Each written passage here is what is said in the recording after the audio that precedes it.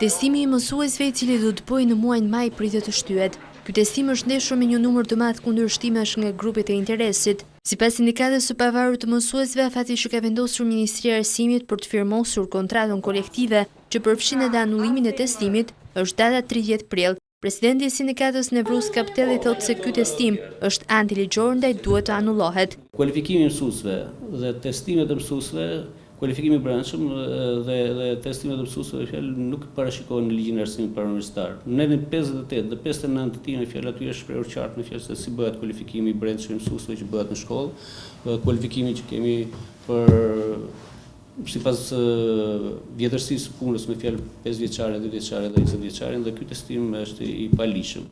Rreth 26.000 mësues kanë firmosur një peticion për të kundërshtuar testimin kombëtar, por Kaptelli shpreh se ka pasur edhe nga ata që nën presionin e madh për të mbrojtur vendin e punës, nuk janë bërë pjesë e këtij peticioni. Nga informacionet që kemi nga strukturat tona sindikale në rrethe dhe nga takimet që vetë kemi zhvilluar dy kryesitë e dy sindikatave tona, ne konstatojmë që nuk gjejmë asnjë me fjalë që të jetë okay me testimin. Dhe për më keq me fjalë edhe drejtues shkollash që janë tashmë në rolin e punëdhënësit me ligjin e ri, edhe ato me fjalë nuk janë dakord me testim. Megjithëse mësuesit janë tamam në trysni edhe të friksuar, po shkollat veçanta janë.